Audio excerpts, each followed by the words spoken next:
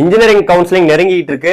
1வது ரவுண்டு 2வது ரவுண்டு 3வது ரவுண்டு மாணவர்கள்லாம் எல்லாம் தயாராகிட்டு இருக்கீங்க சாய்ஸ் ஃபில்லிங் பண்றதுக்கு. ஆனா இந்த நேரத்துல கூட இந்த பிராக்கெட்ல எஸ்எஸ்ன்னு போட்டிருக்கு சார். ஏதோ செல்ஃப் சப்போர்ட்டர்னு ஒரு கோர்ஸ் சொல்றாங்க. அப்படின்னா என்ன, இந்த செல்ஃப் சப்போர்ட்டர் கோர்ஸை சூஸ் பண்ணலாமா அப்படிங்கிற ஒரு குழப்பம் வந்து நிறைய பேருக்கு இருக்கு. அதே சேம் டைம் சாண்ட்விச் கோர்ஸ் அப்படின்னு ஒன்று சொல்றாங்க. சாண்ட்விச் கோர்ஸ்னா என்ன சார், அதை எடுத்து படிக்கலாமா அப்படிங்கிற ஒரு டவுட்டும் நிறைய பேருக்கு இருக்கு. அதே சேம் டைம் எம்டெக் இன்டகிரேட்டட் கோர்ஸ்னு ஒன்று இருக்கு. அதுவும் இப்போ நிறைய காலேஜ்ல வந்துருச்சு.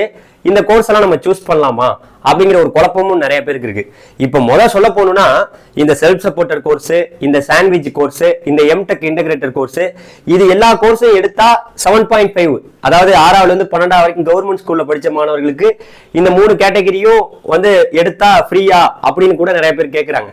அதனால இந்த வீடியோ வந்து பாத்தீங்கன்னா இந்த 3 டிபார்ட்மெண்ட்டை பத்தியும், இந்த 3 டிபார்ட்மெண்ட் இருக்குல்ல, இது என்ன விளக்கம், இது எடுத்து படிச்சா என்னதான் என்ன, அதை பத்தி ஃபுல் எக்ஸ்பிளனேஷன் வந்து நிறைய பேருக்கு தேவைப்படுது. அதை பத்தி சொல்ல போறோம். ரொம்ப முக்கியமா நிறைய பேருக்கு இந்த கவுன்சிலிங் கோடை பத்தி தெரியாம இருக்கு. ஒரு காலேஜுக்கும் ஒரு கவுன்சிலிங் கோடு ஒன்று கொடுத்துருக்காங்க. அந்த காலேஜுக்குன்னு ஒரு நம்பர் கொடுக்கப்பட்டிருக்கு. அந்த கவுன்சிலிங் கோடு தெரிஞ்சாதான் நீங்க போய் ஒரு காலேஜை சாய்ஸ்ல வைக்க முடியும். அதை பத்தியும் தெரியாம இருக்கு. பிரான்ச் கோடு கூட நமக்கு தெரியணும். ஒரு டிபார்ட்மெண்ட்டுக்கும் பிரான்ச் கோடுன்னு ஒன்று கொடுத்துருக்காங்க. அந்த பிரான்ச் கோடு நிறைய பேருக்கு தெரியாம இருக்கு. ஸோ இதெல்லாம் பத்தி தான் இந்த வீடியோ நம்ம தெளிவா பேச போறோம். காரணம் என்னன்னா, கவுன்சிலிங் நெருங்கிட்டு இருக்கு. 1வது ரவுண்டு 2வது ரவுண்டு 3வது ரவுண்டு மாணவர்கள்லாம் கட்டாயமா இதை தெரிஞ்சுக்கணும். அதனால இந்த வீடியோ ஃபுல்லா பாருங்க. நானும் உங்கள் ட்ரெனிங் தமிழ் கோபி. ஹலோ டிடிஜிஸ். இப்போ நம்ம வந்து ஃபர்ஸ்ட் வந்து செல்ஃப் சப்போர்ட்டர்னா என்னன்னு பாத்துருவோம். அதாவது பிராக்கெட்ல எஸ்எஸ்ன்னு போட்டிருப்பாங்க. இந்த பிராக்கெட்ல எஸ்எஸ்ன்னு போட்டிருக்க பார்த்து எல்லாருமே பயந்து ஒதுங்குறீங்க. ஐயோ இந்த கோர்ஸை எடுக்கவே கூடாதுன்னு பயந்து ஒதுங்குறீங்க. அதாவது அப்படியெல்லாம் கிடையாது. இந்த செல்ஃப் சப்போர்ட்டர் கோர்ஸ்னா என்னன்னா, அதாவது இந்த செல்ஃப் சப்போர்ட்டர் கோர்ஸ்ங்கிறது நம்மளுடைய university department college, CEG, MIT, அதுக்கப்புறம் கவர்மெண்ட் எய்டட் காலேஜ், நம்மளுடைய பிஎஸ்சி, சிஐடி கோயம்புத்தூர், அப்புறம் தியாகராஜர் காலேஜ், அதுக்கப்புறம் வந்து பாத்தீங்கன்னா கவர்மெண்ட் காலேஜஸ்ல ஒரு சில காலேஜ்ல எல்லாம் செல்ஃப் சப்போர்ட்டர் கோர்ஸ் இருக்கு. அவ்வளவுதான். ஆனா பிரைவேட் காலேஜ் எந்த காலேஜ்லயும் செல்ஃப் சப்போர்ட்டர் கோர்ஸ் கிடையாது. சோ இந்த செல்ஃப் சப்போர்ட்டர்னா என்னன்னா, இப்ப உதாரணத்துக்கு நம்மளுடைய சிஇஜி கேம்பஸ்ல கம்ப்யூட்டர் சயின்ஸ் இன்ஜினியரிங்னு ஒரு நார்மல் கோர்ஸ் இருக்குன்னு வச்சுங்களேன். அதுல பாத்தீங்கன்னா கம்ப்யூட்டர் சயின்ஸ்ல இப்படி பிராக்கெட்ல எஸ்எஸ்ன்னு போட்டிருக்கும். எதுக்காக போட்டிருக்காங்கன்னா, அது வந்து அந்த எஸ்எஸ்ங்கிறது செல்ஃப் சப்போர்ட்டருங்கிறது அந்த காலேஜுக்குள்ளேயே அவங்களே வந்து அந்த கோர்ஸை வந்து எடுத்து நடத்துறாங்கன்னு அர்த்தம். வேற ஒண்ணுமே கிடையாது. நீங்க நார்மலா சிஎஸ்சி படிக்கிறதுக்கும் சிஎஸ்சில எஸ்எஸ் படிக்கிறதுக்கும் ஒன்றும் பெரிய வித்தியாசம்லாம் இருக்காது. அவங்க சிஎஸ்சில நார்மலா என்னென்னலாம் அவங்க சிலபஸ் படிக்கிறாங்களோ அதே தான் இந்த எஸ்எஸ்ல உள்ளவங்களும் படிப்பீங்க. அவங்களுக்கு என்னென்ன ஸ்டாஃப்ஸ் எல்லாம் வந்து அவங்களுக்கு சொல்லி கொடுக்குறாங்களோ அவங்க தான் இவங்களுக்கும் சொல்லி கொடுப்பாங்க.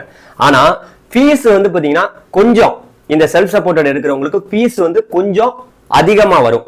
வேற ஒரு வித்தியாசமும் கிடையாது. அதனால இந்த செல்ஃப் சப்போர்ட்டோட பார்த்து நீங்க பயந்து ஐயோ இதெல்லாம் எடுத்தா ஃபியூச்சர்ல நமக்கு வேலை கிடைக்காதோ அப்படின்னு நீங்க ஒதுங்கவே தேவையில்லை. அதனால கண்டிப்பா நீங்க செல்ஃப் சப்போர்ட்டரை சூஸ் பண்ணலாம். ஃபீஸ் வந்து கொஞ்சம் அதிகமா இருக்கும். வேற ஒண்ணு இல்ல. முக்கியமா இந்த 7.5 மாணவர்கள் கேட்பீங்க, எங்களுக்கு செல்ஃப் சப்போர்ட்டர் கோர்ஸ் எடுத்தா எங்களுக்கு இன்னும் பணம் கட்டணுமா அப்படின்னா ஒரு பணமும் தேவையில்லை. செல்ஃப் சப்போர்ட்டர்ல உங்களுக்கு 7.5ல சீட்டு கிடைச்சா முற்றிலும் இலவசம். சரியா? இப்ப செல்ஃப் சப்போர்ட்டரை பத்தி நான் ஃபுல்லா பேசிட்டேன். இப்ப அடுத்து நம்ம பார்க்க போறது அதாவது சாண்ட்விச் கோர்ஸ். சாண்ட்விச் கோர்ஸா, அது என்ன சார் சாண்ட்விச், வேற எதுவும் பேர் வைக்க கூடாதா, இந்த மாதிரி ஒரு பேரை வச்சிருக்காங்கன்னு நீங்க கேட்கலாம். அதாவது சாண்ட்விச் கோர்ஸ் அப்படின்னா, நம்ம வந்து இன்ஜினியரிங் வந்து 1 வருஷம் 2 வருஷம் 3 வருஷம் 4 வருஷம் மொத்தம் 4 வருஷம் படிக்கிறோம் இன்ஜினியரிங். ஆனா இந்த சாண்ட்விச் கோர்ஸை நீங்க எடுக்கும் போது 5 வருஷம் வந்து பாத்தீங்கன்னா நீங்க இன்ஜினியரிங் படிக்கிற மாதிரி இருக்கும். இது ஒரு சில கல்லூரிகள்ல தான் இருக்கு. இப்ப இண்டஸ்ட்ரியல் ஓரியன்டான படிப்புகளுக்கு மட்டும்தான் இந்த சாண்ட்விச் கோர்ஸ் பொருந்தும். இப்ப நம்மளுடைய பிஎஸ்சியில வந்து அதாவது மெக்கானிக்கல், அதுக்கப்புறம் மெட்டலாஜிக்கல் இன்ஜினியரிங், இந்த மாதிரி ஒரு சில டிபார்ட்மெண்ட்டுக்கு இந்த சாண்ட்விச் கோர்ஸ் வந்து வருது. இந்த சாண்ட்விச் கோர்ஸ் வந்து எதுக்காக எடுக்கிறாங்கன்னா, அவங்க குறிப்பா இண்டஸ்ட்ரியல் ஓரியன்டா வருவாங்க. ஒரு 3.5 வருஷத்துக்கு மேல வந்து அவங்க நார்மலா அவங்க படிப்பாங்க. அதுக்கப்புறம் ஒரு 1.5 வருஷத்துக்கு இண்டஸ்ட்ரியல் ஓரியன்டா போய் படிப்பாங்க. அதன் காரணமாக தான் சாண்ட்விச் கோர்ஸ்னு அவங்களுக்கு கொடுக்கப்பட்டிருக்கு. அதனால இதுவுமே ஒரு தரமான ஒரு படிப்பு தான். இந்த சாண்ட்விச் கோர்ஸை பார்த்து நீங்க ஒதுங்க தேவையில்ல. ஐயோ சாண்ட்விச் கோர்ஸ் எடுத்தாலும் நமக்கு வந்து வேலை கிடைக்காது, அதெல்லாம் படிக்கவே கூடாது அப்படின்லாம் கிடையாது. சாண்ட்விச் கோர்ஸ் நீங்க படிக்கலாம். ஓகேவா? ஓகே. இப்ப சாண்ட்விச் கோர்ஸ்ல நீங்க வந்து 7.5ல சீட்டு எடுத்தாலுமே உங்களுக்கு முற்றிலும் இலவசம் அப்படிங்கிறதே சொல்லிட்டேன். இது ரெண்டாவது சாப்டர் க்ளோஸ். இப்ப அடுத்து நம்ம பேச போறது வந்து பாத்தீங்கன்னா, அதாவது எம்டெக் இன்டகிரேட்டட். இப்ப வந்து பாத்தீங்கன்னா பிஐடில எம்டெக் இன்டகிரேட்டட் வந்து இப்ப தெரியும் எல்லாருக்கும். VIT வந்திருந்தது. ஏன் நம்ம அண்ணா யூனிவர்சிட்டியில SSNல ஆரம்பிச்சு, அதுக்கப்புறம் அங்க கோயம்புத்தூர்ல ஸ்ரீ கிருஷ்ணால ஆரம்பிச்சு ஒரு சில கல்லூரிகள்லாம் எம்டெக் இன்டகிரேட்டட் இப்போ கொண்டு வந்துட்டாங்க. இந்த எம்டெக் இன்டகிரேட்டட்ங்கிறது என்னங்கிறது பல பேருக்கு தெரியல. அதாவது நார்மலா நம்ம வந்து ஒரு சிஎஸ்சில ஒரு சிஎஸ்சியோ இல்ல ஐடியோ ஒரு பிடெக்னு ஒரு டிகிரி பண்றோம்னு வச்சுங்களேன். அது வந்து நம்ம 4 வருஷம் படிப்போம். 4 வருஷம் படிச்சுட்டு இவங்க வந்து அதுக்கப்புறம் எம்டெக் பண்றதுக்கு அங்கிட்டு போய் 2 வருஷம் கஷ்டப்பட்டு படிக்கணும். ஆனா இந்த எம்டெக் இன்டகிரேட்டடுங்கும் போது ரெண்டு டிகிரியுமே உங்க கையில வந்த மாதிரி. அதனால வந்து ஒன்னாவே சேர்ந்து இன்டகிரேட்டடா படிச்சிருங்க. ரெண்டையுமே சேர்த்து ஒரே டயத்துல படிக்கிறீங்க.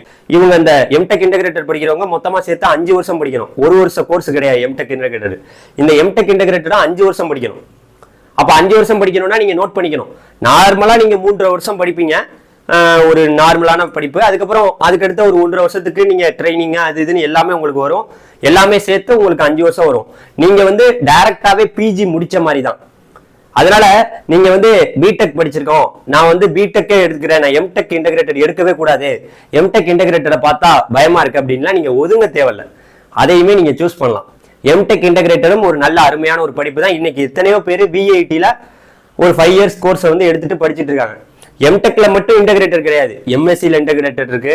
எல்லாத்தையும் இன்னைக்கு இன்டகிரேட்டட் கோர்ஸ், அப்படியே இன்டகிரேட்டட்னா ரெண்டும் கலந்த ஒரு கோர்ஸா பார்க்கப்படுறது தான்.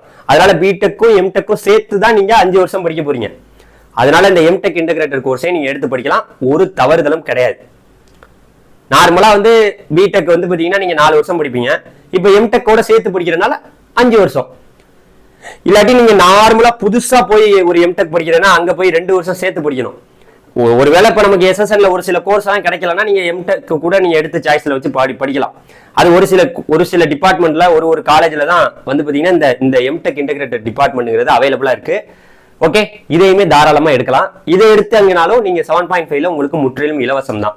இப்ப அடுத்த சாப்டருக்கு வருவோம்.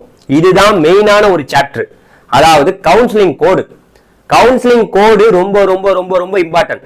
கவுன்சிலிங் கோடை வந்து பாத்தீங்கன்னா சுத்தமா சார் இது என்ன சார் 10, 15, 20, 30 நீங்க எந்த கவுன்சிலிங் கோடை ஒழுங்கா போட்டு வச்சீங்கனாலும் நீங்க வெப்சைட்ல அந்த கவுன்சிலிங் கோடை கொடுத்தீங்கன்னாவே அந்த காலேஜோடைய முழு டீட்டெயிலும் வந்துடும். நீங்க வந்து பாத்தீங்கன்னா இன்னைக்கு கோயம்புத்தூர் இன்ஸ்டிடியூட் ஆஃப் டெக்னாலஜின்னு ஒரு காலேஜ் இருக்கு. அதே கோயம்புத்தூர்ல இங்க நரசிங்கபுரத்துல அங்க சிவன் கோயில் பக்கத்துல அங்க Coimbatore institute of engineering and டெக்னாலஜின்னு இருக்கு.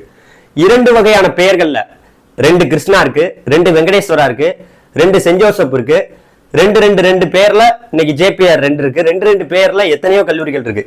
2 ஹிந்துஸ்தான் இருக்கு, 2 SNS இருக்கு, 2 பேர்ல பல வகையான கல்லூரிகள் இருக்கு. நீங்க 2ஐயும் பார்த்து குழம்புவீங்க.